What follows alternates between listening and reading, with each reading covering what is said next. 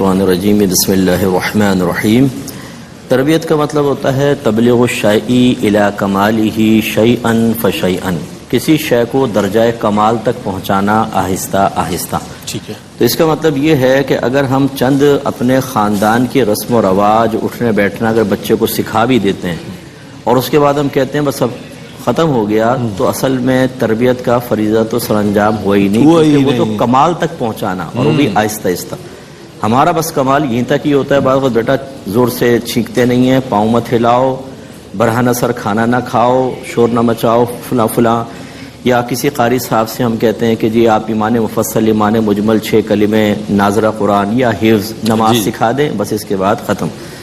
حالانکہ یہ درجہ کمال تک بچے کو پہنچانا ہوگا مختلف چیزوں میں۔ ایک تو عقیدے کے اعتبار سے، جیسے آج کل بگاڑ بہت زیادہ ہے، تھوڑے بچے بڑے ہوتے ہیں تو سوشل میڈیا پہ چلے جاتے ہیں، اور وہاں ہر شخص اپنی تھاٹس منتقل کر رہا ہوتا ہے، وہ اپنے نظریات بیان کرتا ہے، وہ کون سا صحیح ہے کون سا غلط۔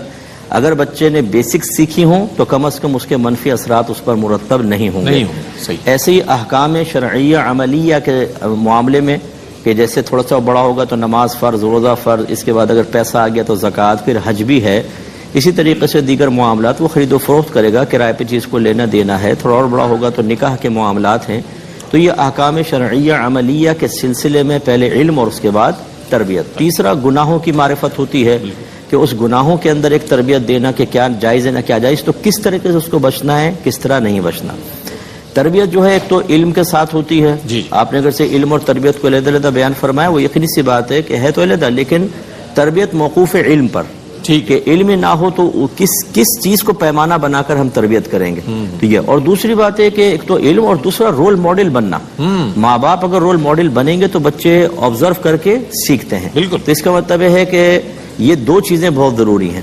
شرعی حیثیت جو ہے اس کی واضح طور پہ قرآن میں بیان فرمایا، یا ایھا الذین آمنوا قوا انفسکم واہلکم نارا وقودھا الناس والحجارہ، اے ایمان والو اپنے آپ کو اور اپنے گھر والوں کو جہنم کی اس آگ سے بچاؤ جس کا ایندھن آدمی اور پتھر ہے۔ گھر والوں کو جہنم کی آگ سے بچانے کا مطلب کیا ہے؟ انہیں علم دین سکھانا، نیکی کا حکم کرنا، برائی سے روکنا، اور خود اچھا بن کر انہیں اچھا راستے کی طرف لے کر آنا۔ یہ تمام تربیت ضروری ہے۔ اور شرعی حیثیت اس کی مختلف ہوتی ہے۔ جن چیزوں کا ایسا معاملہ ہے کہ نہیں سیکھیں تو بچے کفر و شرک میں مبتلا ہو جائیں، گناہ کبیرہ میں، اس میں تربیت فرض ہوگی۔ جو وجوب کے درجے میں اس میں واجب، جو سنت کے درجے میں اس میں سنت، جو مستحب کے درجے میں اس میں مستحب۔ یہ بھی ہم بعض اوقات مکس کر دیتے ہیں کہ مستحب پہ بعض اوقات تھپڑ مار رہے ہوتے ہیں، اور فرض کے طرف پہ خود ماں کہہ رہی ہوتی ہے ابھی بچہ رات میں دیر سے سویا ہے، چھوڑو قضا کر کے پڑھ لے گا۔ یہ معاملہ دیکھنا چاہیے۔ اور نبی کریم نے دیکھیں کیسے ارشاد فرمایا کہ بچہ 7 برس کا ہو جائے تو اس کو نماز کا حکم دو، اور 10 برس کا ہو جائے تو مار کے نماز پڑھاؤ۔ اس کا مطلب یہ بھی ایک تربیت ہے کہ فرائض پر استقامت کس طرح دلوانی ہے۔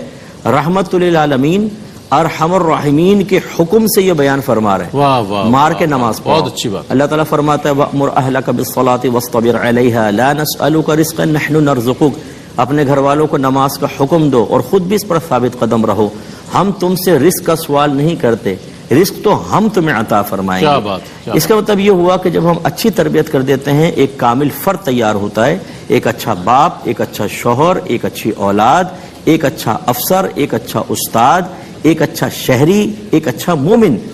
تو پھر الحمدللہ اس کی شخصیت کے اثرات منتقل ہوتے ہیں دوسروں کے اندر، اور کم از کم اس کی آنے والی فیملی کے اندر، تو پھر ایک اچھا معاشرہ مارز وجود میں آتا ہے۔